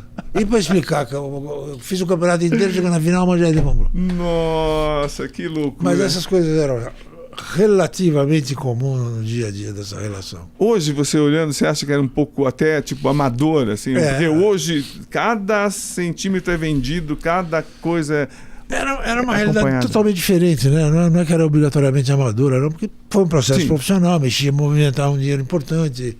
Comprar brasileiro exclusivo não era por pouca grana que a gente comprava. Mas era um mundo da televisão totalmente diferente. Então, agora vamos falar de uma grande ousadia sua e do Luciano do Vale. Leva a gente para o Maracanã. Conta tudo, por favor, dessa organização Brasil e Rússia jogando vôlei, União Soviética, né? Como é que foi aquele jogo espetacular, Bernard, jornada? O que vocês foram fazer? Como é que vocês conseguiram parar o Brasil com aquele jogo? O voleibol estava no auge, surgiu essa ideia. Não, surgiu não. Quem que teve? Você ou uma dúvida, não fui eu. Não foi? Não, eu achei que era o Luciano e tem gente que fala que foi a ideia do Nussmann. E eu não sei dizer de quem efetivamente foi a ideia. Os dois eram entusiastas do projeto. E eu fui junto, lógico. E como é que foi quais as dificuldades para fazer aquele jogo no Todas Maracanã? Que você pode imaginar. Então conta, por favor, Kiko. Você tinha que montar o tablado lá para fazer aquela coisa. Já não era fácil, que o pessoal do futebol tentava atrapalhar. Eles não queriam o jogo lá? Não queriam. Aí, primeiro dia, estava ajeitando as coisas, chove. Aí eu falei: ai meu Deus do céu, um dia para o segundo dia. E chove. E o terceiro dia era o último, não tinha mais. Agora, se chover, vocês não fazem mais jogo aqui. Não, com todo o prestígio que nós tinha. Não tinha mais jeito. Era dali, aí começou a chover. Eu mesmo encostei numa mureta, só faltou chorar. De tristeza. Eu falei: meu Deus, eu via viola em caco, sabe, aquele monte de gente. E quando tudo estava aparentemente perdido, essas coisas de ter que ter uma certa inconsequência para fazer essas coisas, você não faz. Um russo que teve a ideia de puxar o tapete, que era uma passarela que a gente tinha botado, que saía do túnel, justamente para não machucar o gramado, e ia até a quadra para os caras andando em cima. E o cara puxou, e os russos que foram ajeitando ali, botando. E aquele baita, na época era a maior seleção do mundo, Sim. né? Zaitsev. Espetacular. Aí foi a salvação da lavoura que deu para fazer jogo. Mas eles, não entendi, eles puxavam o tapete e aí eles colocaram no lugar que não estava chovendo, é isso? O que não, a quadra sem ter o tapete não dava para jogar. Ah, entendi. Aquilo virava um sabão, era um negócio, um tablado. Lógico. Não tinha como. Aí colocou o tapete. Colocou o tapete e se jogou em cima do tapete. E como é que foi a repercussão daquele jogo? Foi enorme, até por causa do drama, né? O pessoal que acompanhava, todo mundo torcendo a favor, felizmente. Né? Então, no dia seguinte recebemos tudo que é mensagem, e-mail. E-mail não tinha na época. Sim. Mas foi um sucesso, a repercussão foi maravilhosa. E deu dinheiro, não deu? Porque foi muita gente para o Maracanã ver aquele jogo. Não deu tanto dinheiro, não. Pode ter sobrado, porque a bilheteria pode ter sido boa, mas também era ingresso barato e na época a gente lidava muito com falsificação. Eu lembro que nós fizemos um ingresso especial para só poder vender na bilheteria do Maracanã. E tinha toda uma tecnologia lá para a gente barrar ingresso falso. Os caras faziam ingresso dentro do Maracanã. Tinha uma gráfica que fazia ingresso. Que absurdo, que bandidagem. Tem vontade de chorar, não é possível. Nossa, não é. Cara, quanta coisa você viveu. Agora, Copa do Brasil, conta que também é uma história bem interessante. Como as pessoas. Por que desvalorizavam tanto a Copa do Brasil? Não tinham noção do que era. Não tinha. A Copa do Brasil surgiu que a CBF resolveu fazer a Copa do Brasil. Parece que foi uma ideia do Eurico. Sim. E queriam dar passagem e hospedagem para os clubes jogar, que era o mínimo que tinha que dar. E ninguém queria comprar isso, as televisões não queriam. Então. Porque achavam que era esporte, que era um torneio menor? Era um produto que não tinha apelo. E eles, não é que não tinha apelo, eles não enxergavam o apelo do produto. Né? Então nós entramos no meio e falamos, vamos pegar esse negócio. Nós tínhamos recém saído da Bandeirantes. Aí fomos lá na CBF também. A custa de muito convencimento e que ninguém queria mesmo, então nós pegamos e falamos, nós vamos viabilizar isso daí. E ficamos com essa responsabilidade, viabilizar os custos de passagem e hospedagem. E não foi fácil, porque quando a gente foi para o mercado com o produto, realmente ninguém queria. Aí conseguimos convencer a Manchete a botar lá, a Manchete, boa e velha Manchete. Eles exibiam um tape depois do jornal, porque não tinha interesse também em muita coisa e tal. E aí até que o SBT se apresentou e falou, uma conversa, tem interesse em futebol exclusivo? Tal. Mas quem que do SBT com quem vocês conversaram? Era Porque tem a fama que o Silvio Santos tinha de não gostar de futebol. Era uma época que eles tinham uma certa autonomia lá, viu? Tinha o Júlio... Júlio Casares. Júlio Casares, que representa São Paulo, o Zé Eduardo Marcondes e o Guilherme Storiar, que era o chefão deles todos. Sim. E o diretor artístico, Luciano Calegari. Então a negociação foi toda feita com eles, principalmente com o Guilherme, a testa do negócio. E também foi um baita sucesso. Não, mas vocês têm uma estrela absurda. Também. Depois eu quero passar a mão no seu ombro, porque aí o Corinthians vai e ganha aquela Copa do Brasil, aí todo mundo acordou para a Copa do Brasil. Aí foi a maior audiência da SBT até hoje. Deu 50 e poucos pontos. Nada na vida dá mais 50. Não, na televisão não tem mais o que dê 50 pontos. Então, olha, aqui eu não sabia que era uma audiência da SBT. Até hoje, nunca mais. Não era nada parecido com isso, né? E agora, então, falando do Kiko, você chegou e falou, bom, fomos no máximo na Band, não tenho mais a autonomia que eu tinha, vou criar Sport Promotion. O que era Sport Promotion? Que é Sport Promotion? Porque você estava também sozinho nadando no mercado, né? Você poderia... Não tinha muita concorrência. Não. E onde é que você se inspirou? Como é que foi essa criação da Sport Promotion? Era a alternativa que tinha. A gente chegou, se a gente tiver produtos interessantes esportivos, nós vamos ter espaço na televisão, né? Tipo intermediário, isso? Tipo intermediário, é uma empresa autônoma. Independente da TV e tal. Isso aí, eu e o Paulo Roberto, que era o diretor do Show do Esporte. Que foi meu sócio até hoje. E começamos a cavar alternativas.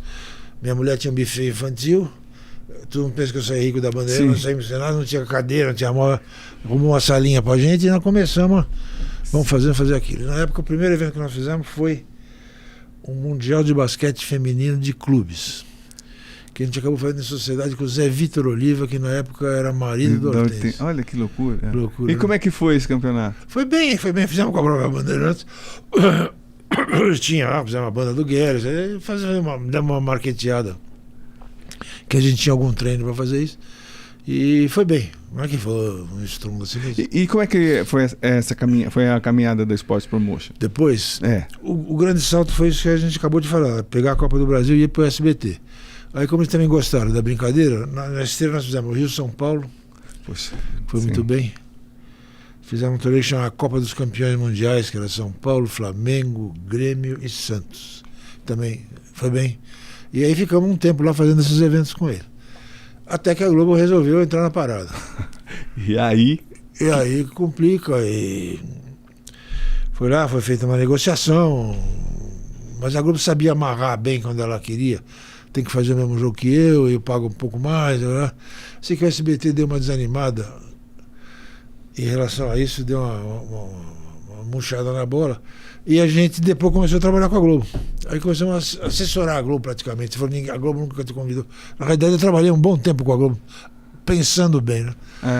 Então a gente fazia tudo, fazia calendário do futebol brasileiro. Então, e como é que é viver esse outro lado? Porque a gente sempre imagina, bem diferente. Você saiu da guerrilha, agora você saiu lá para os Estados Unidos, está com todas as armas na mão. É muito mais confortável.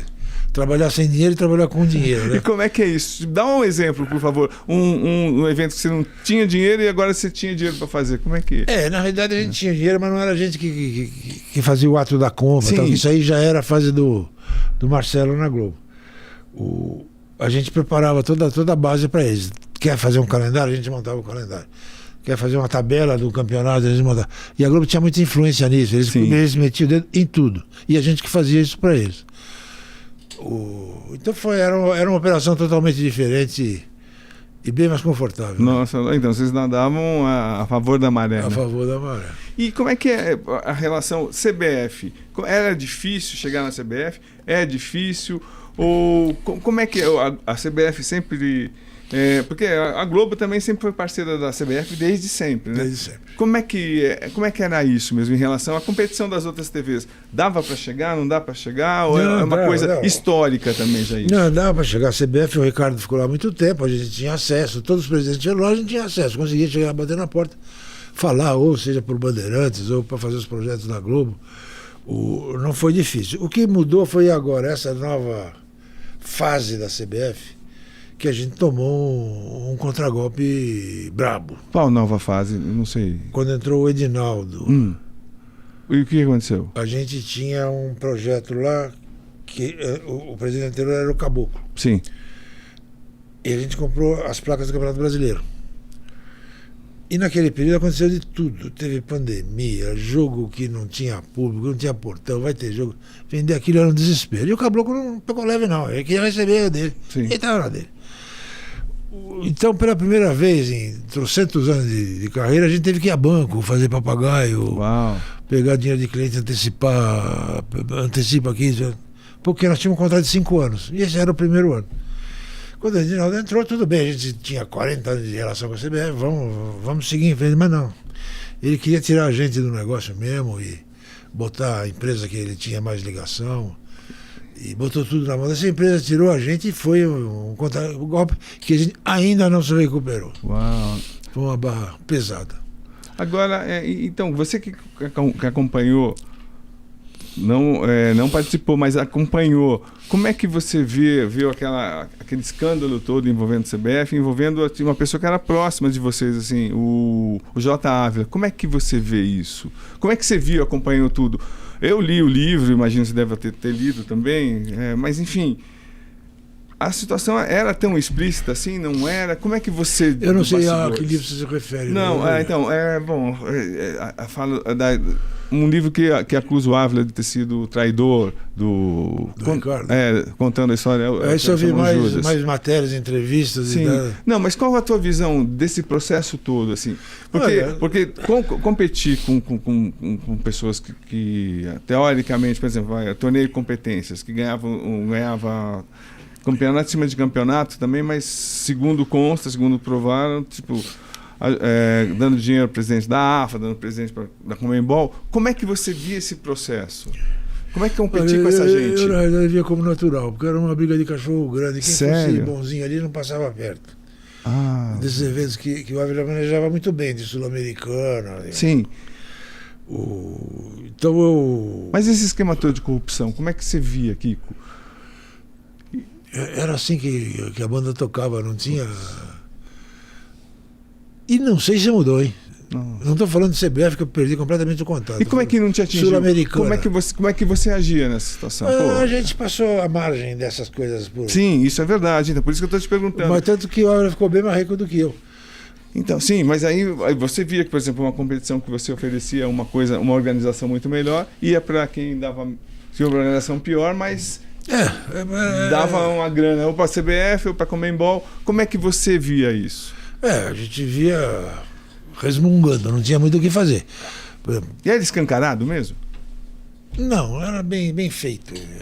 Não era escancarado, era bem feito. Mas eu te cortei, desculpa, você ia falar... então, você ia dar um exemplo. Nós entramos numa concorrência na Sul-Americana que estava botando à venda alguns produtos, acho que era Libertadores. E fizemos um desenho, principalmente meu sócio que era craque nisso, fazia TV, Conmebol e não sei o que lá. Estamos imbatível porque a gente fez um projeto e a gente tinha um acordo com a Casa Blanca que ia gerar. Eles passaram a mão na ideia e fizeram com o outro e deixaram a gente de lado. E com aquele discurso que agora mudou e não tem mais isso, sabe? Não mudou nada. E você está falando de quando? Desse ano? Uns 2 anos? 5 anos atrás. Então já tinha acontecido prisões, já tinha acontecido... Não lembro. Não sei ligar do Ávila não estar na parada. Não sei, mas esse negócio das prisões também é o seguinte. Houve um movimento de quem se opôs a que a Copa fosse para os Estados Unidos. Sim, é verdade, que acabou no Catar. Eles pegaram todo mundo que era contra ir para o cana. Meio a la Trump. Você acha? Então, mas pelo que eles apresentaram para o mundo, teria a prova que o dinheiro passou pelos Estados Unidos, desses dirigentes todos. Cá para nós, não justifica. Passaram. Foi revanche, vingança mesmo. Foi vingança. Você, vem cá, tá aí. E agora, como é que você vê esse mercado assim, atualmente? Como é que competir, ou enfim, as organizações dos campeonatos e vendas para a TV, como é que você vê? Eu vejo que está surgindo uma coisa nova em função das novas mídias. O grande negócio ainda é TV aberta e não adianta se iludir com isso. É mesmo? Não? O streaming? Não. É TV aberta. Que dá audiência, que pode ter potencial de defaturamento e tal. Digamos que eu tenho um campeonato de futebol de salão lá do meu condomínio, quero vender para TV aberta, quero vender para o streaming. Eu ganho mais na TV aberta? Mas é aberta. Sério ainda? Certo. E você acha que o streaming não é o futuro? Ou como é que você vê o futuro? Pode ser que, por exemplo, eu acho bom esse negócio que está acontecendo de ter essa pulverização. Acaba esse negócio do monopólio, você pode ver tudo que é jogo, um em cada sistema. Isso é bom, é uma realidade nova. Eu não tenho bola de cristal para te dizer o que vai acontecer na frente. Essa máxima de que agora a internet, o streaming, mudou a realidade, não mudou, porque a TV aberta ainda é que domina esse negócio. Então, mas por exemplo, o Flávio Rico teve aqui, o Flávio Rico estava defendendo os pobres aqui, olha a contradição. Ele falou assim: Cosme, daqui a pouco você quer assistir o campeonato alemão, ou você vai ver o Mundial de Clubes, se você não tiver dinheiro para pagar o streaming, você não vai ver. Como é que você vê possível, isso? É uma elitização também, ou não? É possível que sim. Eu, por exemplo, desisti. Apareceu um canal novo lá, eu não compro mais. Mas tem o jogo do São Paulo. Então... não vou mais. Chega. Não tem fim esse negócio. Eu tenho 6 streamings. Não para. Agora você também é da tua profissão. Sim, né? Então, mas pois é. Não, eu vou ver jogo em casa de amigo, que eu falei, esse streaming não tem, eu vou ver. Voltamos ao televizinho aqui. Então, televizinho. E você vê que... Como é que você viu essa trajetória, assim?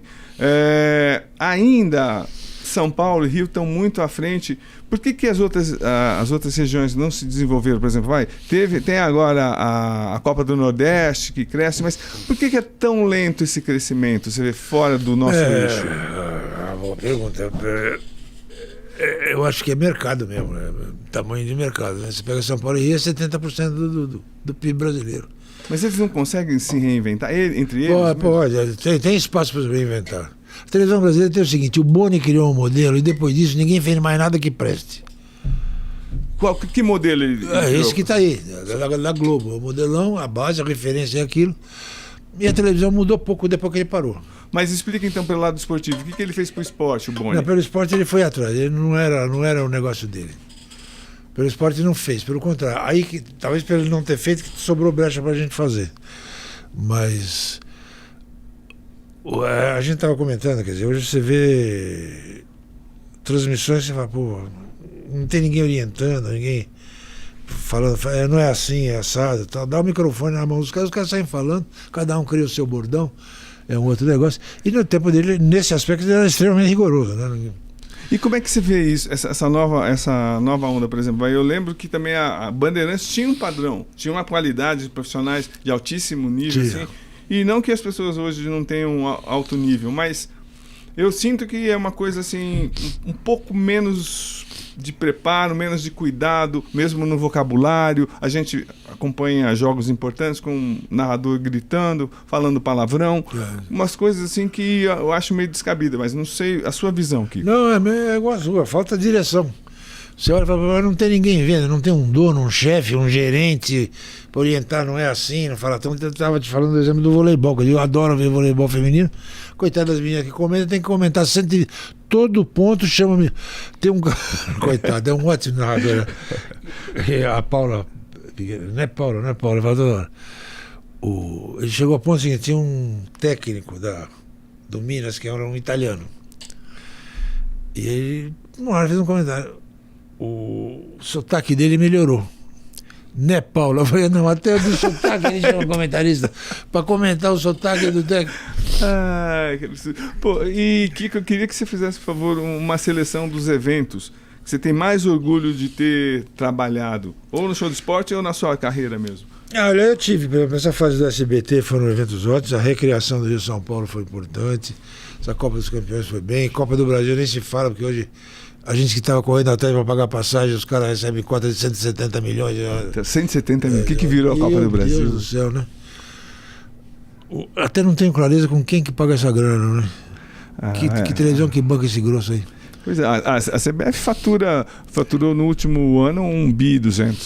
CBF, para organizar. Ela deve ter uma receita direta do produto, sim, dos patrocinadores, do produto, as televisões que compram a Copa do Brasil devem pagar um dinheiro relevante. Bom, isso é detalhe também. Mas essa trajetória da SBT foi importante. Esse trabalho que a gente fez para a Globo foi relevante, de cuidar.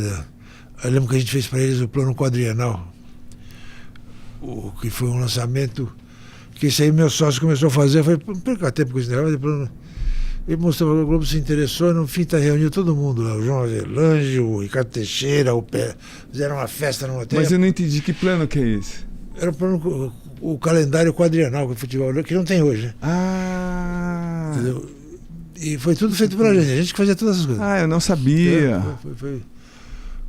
Aí eles deram toda a divulgação pro negócio da Globo, Jornal Nacional. Tá? Então a gente fazia esse trabalho de base, que também foi relevante quando a gente fazia. Na época do Show do Esporte foi muita coisa que a gente tem muito orgulho, as Copa Pelé, os Olibocos. Qual o exagero que teve no Show do Esporte, que você não faria um esporte, que vocês tentaram e falaram, pô, isso aí já está exagerado, não dá para fazer? Não lembro. Nenhum? Todos? Handball, por exemplo, tinha pouquíssimo. Tem muito esporte que a gente não fez, não dava para fazer. Handball não existia, era brincadeira de colégio, né? É verdade. Então, essa realidade dos anos 80 que a gente tem que falar. Então, mas agora que as federações, elas reagiram bem, era muito mais fácil lidar com as federações, porque, ao que consta, pelo menos nessa minha experiência de jornalismo, eu trabalhando no JT, a gente cobria os outros esportes e até sabia que a Globo, graças a vocês, começou a comprar esporte para não mostrar, para não deixar. O quanto é cruel essa relação? Explica, dá um exemplo, porque aí, quando a gente fala na teoria é uma coisa, quem viveu isso sente. Como é que foi isso? Tem duas realidades. Uma é você ser o profissional da área e outra é você ser um cara que gosta de esporte. Comprar para não exibir, para quem gosta de esporte, é um crime, né? Não... Mas pessoalmente você não vai ter audiência e deixa comigo. É isso. Então, empresarialmente não vou dizer que eles estão errados, mas é cruel, né? É cruel. Repito, para quem gosta de esporte é horrível, né? Que esporte, por exemplo, vocês perderam assim, que eles compraram e não deixaram vocês... E não mostraram também? Não era incomum, não. Tinha muita coisinha que eles pegavam e põem na prateleira lá para não deixar fazer. Tipo o quê? Basquete, vôlei, lembra alguma coisa? Mas depois que a gente cresceu também, não dava mais para represar essas coisas. Aí virou um tropel ali. Não entendi. Aí eles... Chegou num ponto que a gente fazia tanta coisa que não dava para eles ficarem segurando demais. Segurar tudo, tá. Mas alguma coisa, mas incomodava. Incomodava. Eu não sei te exemplificar o que eles compravam. Sei que tinha um pouco disso daí na época. Assim. Então, porque é uma relação muito difícil. Agora... A Hortência teve aqui também, eu tive a sorte de trazer a Hortência. Ela disse assim que o Brasil perdeu a chance de virar um país olímpico várias vezes, com a Olimpíada aqui, e ela falou até com o que a TV, com o Luciano do Vale estava fazendo, a gente tinha a chance de crescer, a gente tinha divulgação para esportes amadores, e a gente perdeu isso. Por que não um Brasil que é na verdade um país que é um continente, não desenvolveu isso, não desenvolve isso? Por quê? Falta política? O quanto o governo precisa entrar nisso? Que é a sua visão? Falta governo para botar ordem na casa, cada um faz o seu.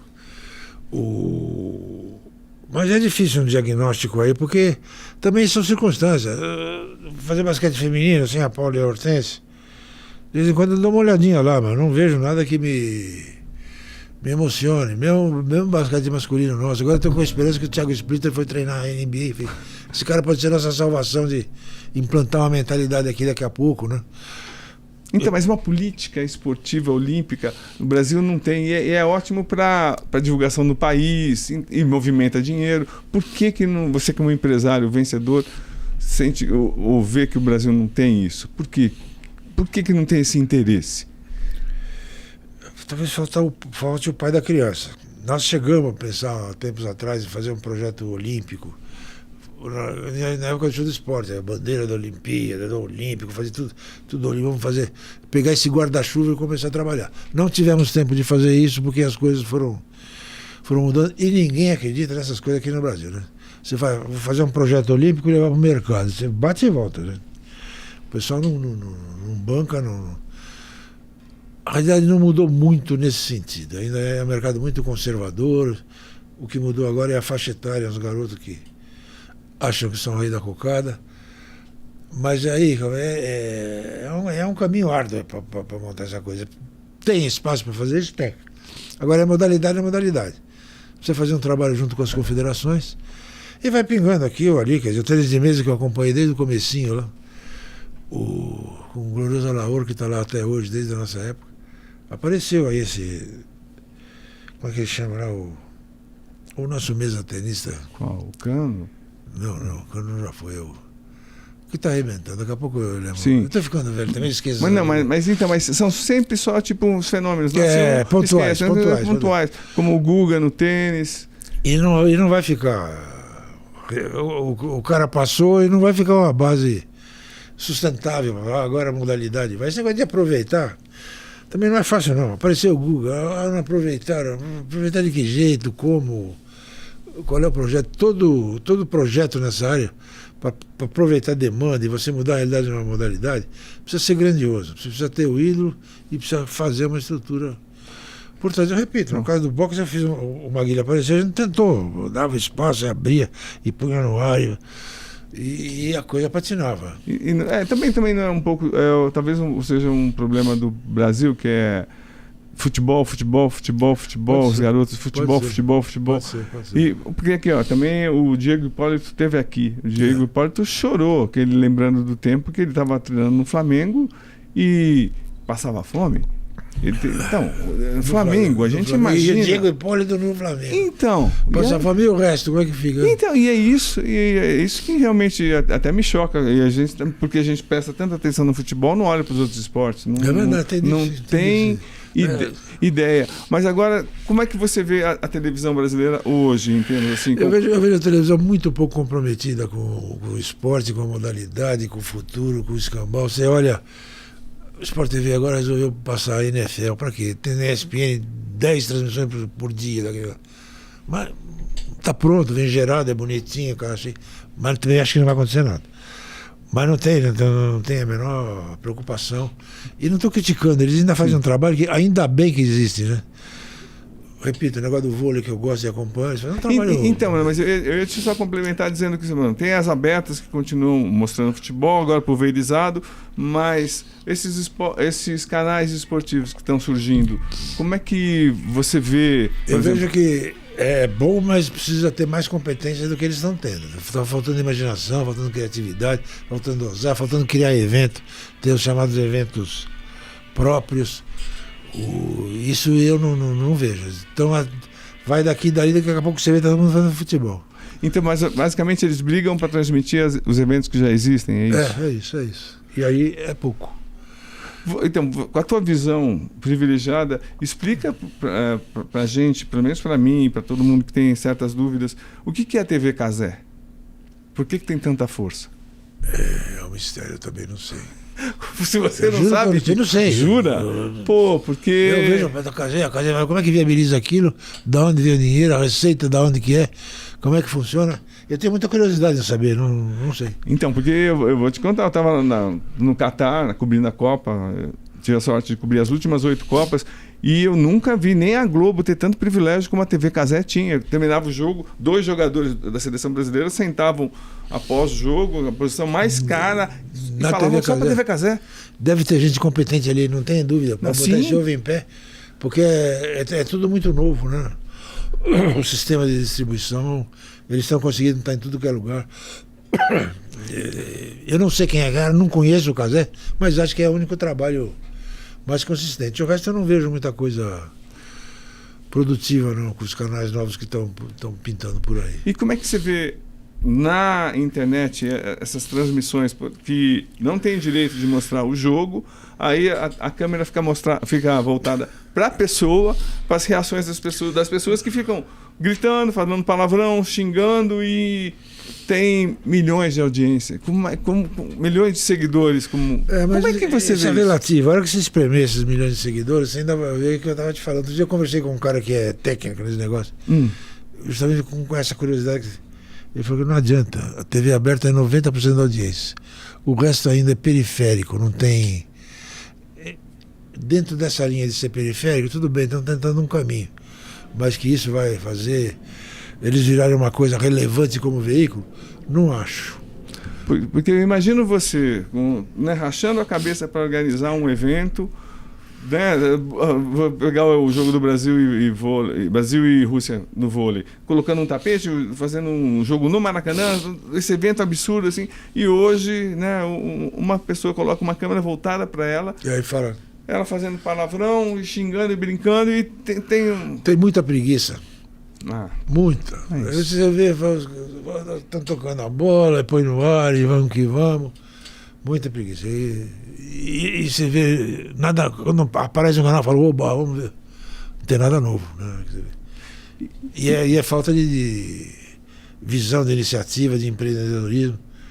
Por isso que a Cazé TV, tomara que dê certo. É um caminho. E Kiko, um assunto também que eu levantei bastante com o Flávio Rico, etarismo. Por exemplo, vocês tinham uma equipe muito forte no show do esporte, mas muita gente experiente, bem vivida, que já sabia o que fazer. Então, hoje, as pessoas chegam num patamar de idade, principalmente na TV, já não tem mais campo. Até um grande exemplo para mim, e o Flávio Rico, a gente ficou conversando bastante sobre isso, era o Galvão Bueno, que é uma personalidade para a Globo. Se ele não tem mais voz para narrar, que comentasse o jogo, mas só a figura dele, eu imagino, pelo menos eu. Você já chega e já para. Se tivesse um Luciano do Vale vivo, você para ver. Deixa eu ver o que ele vai falar. E como é que você vê essa coisa? E principalmente vai ser entrando no Galvão. Como é que você viu a saída dele? Hoje, tipo, a Globo sem o Galvão Bueno é uma loucura. Eu vejo com surpresa, porque ele é um baita narrador ainda, tem o estilo dele. É o que sobrou do grande nome da locução esportiva. E você vê ele meio desajeitado, meio sem mercado, né? Agora parece que ele foi para SBT. Vai transmitir. SBT, ótimo. Vai dar certo, né? Vai dar. Então, mas esse preconceito da TV para quem tem cabelo branco? É estranho, porque não foi só o Galvão, né? O Galvão, o Kleber, eles foram rapando o pessoal mais antigo, mas também não surgiu gente nova, não. O Antoninho Novo que eles produziram, não. Pega gente que já tem experiência, que está lá há 40 anos também. Então, porque o time da Bandeirantes, lá no Show do Esporte, era experiente e dava muito certo. Dava muito certo. Porque sabe o que fazer. Se você fazer um Show do Esporte com gente que não é calejada nisso, não dava. E eu queria também que você falasse, você que acompanhou de perto, assim, você é próximo, até teu coração é tricolor, não é? Então, como é que você vê essa queda do São Paulo? Você que conhece bastidores de clubes, e vê um gigante como o São Paulo sendo tão, assim, passando por tanta dificuldade. Como é que você vê? Eu vejo sobre dois ângulos. O negócio do Júlio, que eu torço muito por ele, trabalhamos junto, eu gosto dele, torço por ele. Então, isso é uma coisa que o que eu falar, eu não quero criticá-lo porque eu não sou isento para isso. Você é teu amigo de Júlio Casares. Entendo. Por outro lado, a gente vê os caras perdidos. Quando o São Paulo tomou de 6-0 do Fluminense. Agora é a hora de pegar, tira o treinador e monta um projeto. Tomou de 6, está tudo errado. E tinha parada, férias, pré-temporada. Vão arrumar a casa. Não fizeram nada. Agora o treinador, eu vi ontem, precisa de 5 reforços. Agora. Vai começar tudo de novo, nós vamos cair. Tá horrível. Então, mas o que me surpreende, por exemplo, o Corinthians tomou do São Paulo politicamente a abertura da Copa do Mundo e construiu seu estádio. Tá. O Morumbi chegou o Palmeiras, construiu o estádio dele, novo. O São Paulo ficou parado no tempo com o Morumbi. Ficou. E aí? Como era soberano, um pedaço da Europa no Brasil? Não. E cadê os cardeais? Isso é gestão, né? Não tem jeito. Não tem como. Eu não tenho essa visão de que no macro o São Paulo foi tão mal. Quer dizer, o que você vê é o seguinte: no futebol foi um pavor, né? Sim. E repito, esse exemplo é clássico agora que eu estou vendo. Que vão mandar o treinador daqui a pouco embora e perder esse tempo todo e vai começar a reorganizar do zero. Agora, está nessa crise política lá que torço para que meu amigo Júlio se saia bem. E qual a força do Corinthians e do Flamengo para quem organiza os grandes campeonatos do Brasil? É muito grande. Como é que cada um exerceu ou exerce? Qual a diferença de filosofia que você percebeu entre Flamengo e Corinthians com tanta força popular? O Flamengo se organizou bem, aliás, muito bem, desde o Bandeira de Melo lá. Sim, não, mas lidando com vocês, como é que o Flamengo exercia a pressão de ter a torcida por trás? Não exercia muito, não. Era tudo muito democrático ali. Mesmo? Era mesmo, não tinha. Pegamos a fase do Márcio Braga, depois tinha outro presidente. Essa gestão nova aí, né, nós não pegamos. Tá. Não pegamos esse rabo aí. Parece que é um pessoal mais difícil. Parece, não? Sim. O Corinthians também é mais atabalhoado, meio bagunçado. O Corinthians é sempre bagunçado, bagunçado. E com grandes conquistas, né? Gozado, né? Mas tinha gente mais ou menos do ramo no futebol. Nós pegamos o André para ter os defeitos que tem, mas ele era boleiro, ele sabia um pouco o que fazer ali. Então dá para entender, assim, te ouvindo com atenção, que então, na verdade, o Eurico, ele tinha o espaço que ele tinha, porque ele brigava e ele conseguia fazer, ele se impunha e fazia com que o Vasco chegasse num lugar que talvez até nem devesse. Ele fazia mesmo, a ausência dele é sentida até hoje no Vasco. Ele pegava o Vasco, punha embaixo do braço e dava murro na mesa, e o Vasco era líder em tudo, nas negociações. Aquele desenho que tinha no Clube dos 13, quem ganha mais, quem ganha menos, foi tudo ele que fez. Mas você acha que era na base do grito, na personalidade, ou ele também era inteligente? E da consistência, ele era inteligente. Então ele pegou os 5 maiores, ele se botou ali no meio, Era o grupo A que recebia mais dinheiro. Ou seja, ali já se juntou Flamengo, Corinthians e tal, e escapou dos que tinham menos potencial de receita. E Kiko, estamos caminhando para o final, mas eu precisava falar, eu tenho que fazer algumas perguntas para você que só você pode me elucidar.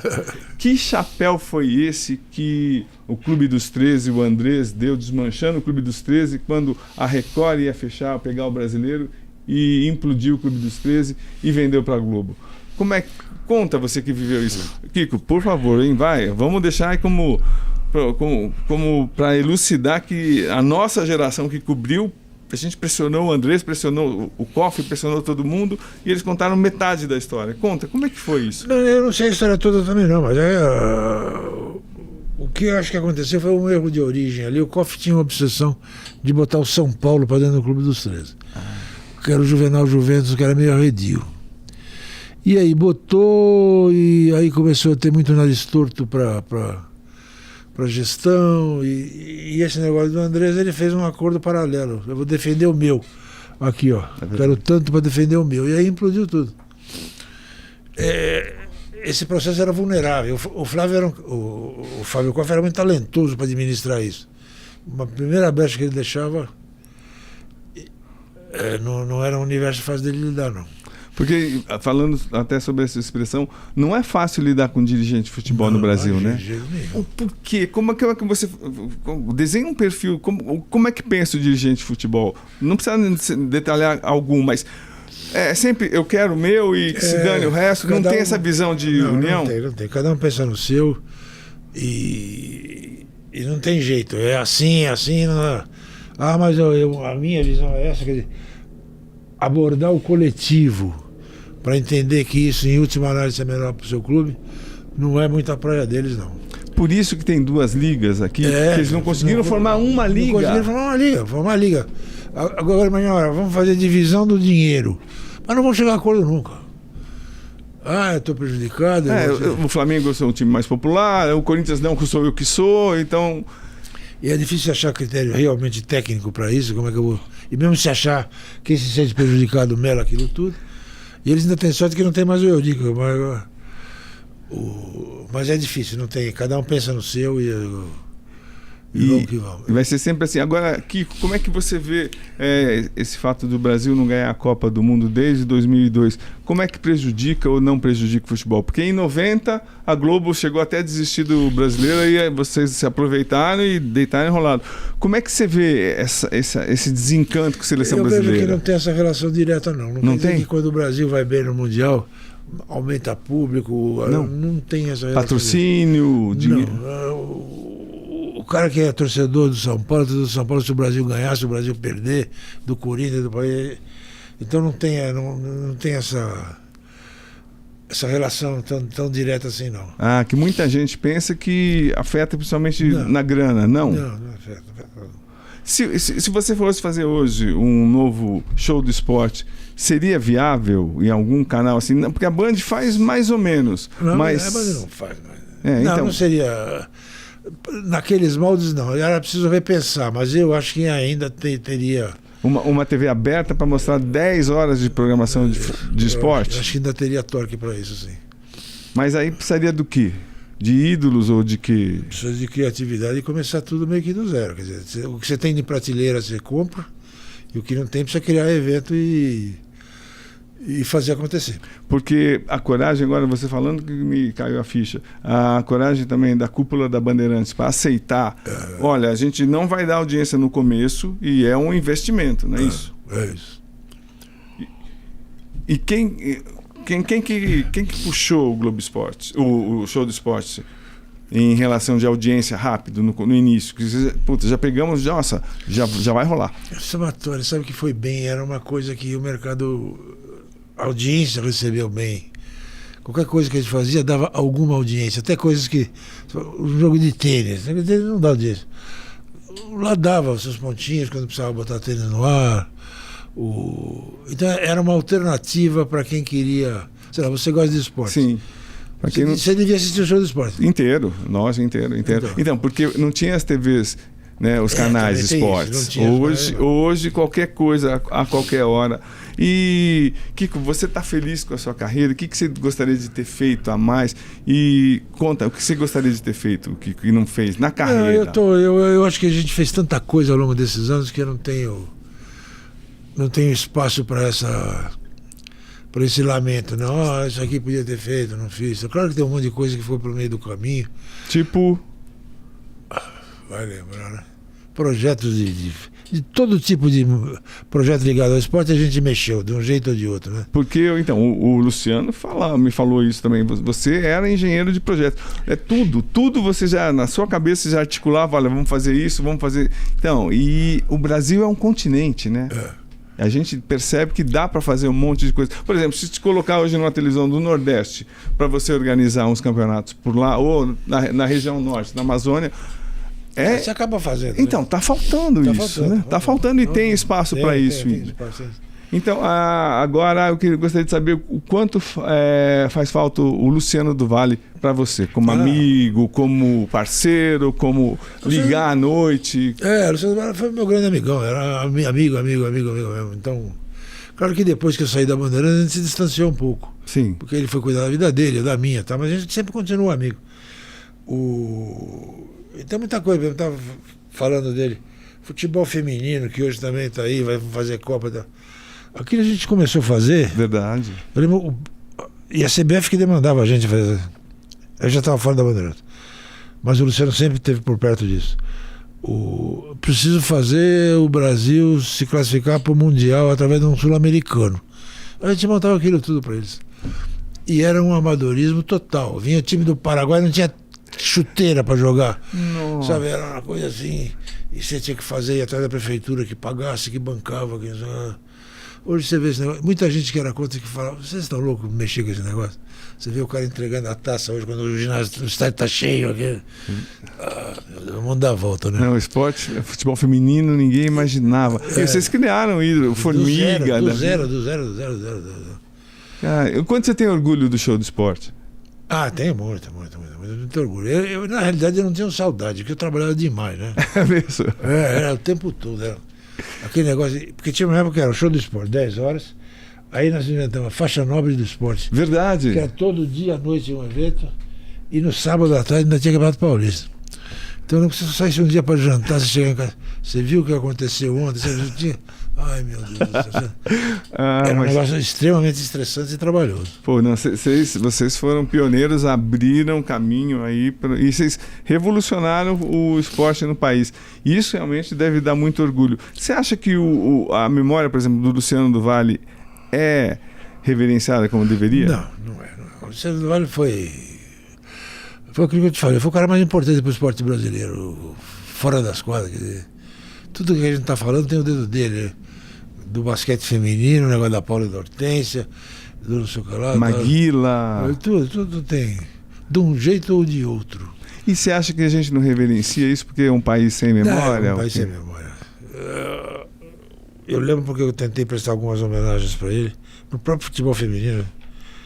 Você vê que as próprias jogadoras já não sabiam direito quem era o Luciano, isso aqui Ai, meu Deus do céu. É cruel esse negócio, né? Mas se pegar a garotada e perguntar, Luciano... Não, é cruel com Pelé também. Hoje as pessoas... É uma coisa do país mesmo, a gente não reverencia quem mudou esse país. E qual é o futuro que você projeta para a televisão e o esporte? Como é que você vê hoje, assim, você acha que as TVs abertas, assim, tem que fazer o quê para conseguir mais audiência ou vai ser isso, comemorar quando chegar a 20 pontos? 20 pontos eles soltam um foguete, nem o futebol aberto está dando 20 pontos. Você vê jogos de time grande dando 10. Mas eu vejo o futuro é uma tendência dentro do que está aí, do que você estava falando, quer dizer, essa pulverização de mídias, de veículos. Eu confesso que eu apanho nesse negócio, não sou expert nessas novas mídias e eu sou filho da TV aberta. Aquele negócio. Então, e teu filho? E a tua mãe e teu pai? A TV aberta vão fazer o quê para sobreviver a isso? Ou vão vão caindo, caindo, caindo até se perder. Você fala das abertas? É, das abertas. Eu acho que elas não caem, não somem, não. Não tem nenhum exemplo mundo afora. Sim, mas a audiência que, por exemplo, a gente pensa, Globo fazendo futebol, chegou a dar 60. Hoje, como você mesmo falou, quando dá mais de 10, 12, 15 já é comemorado.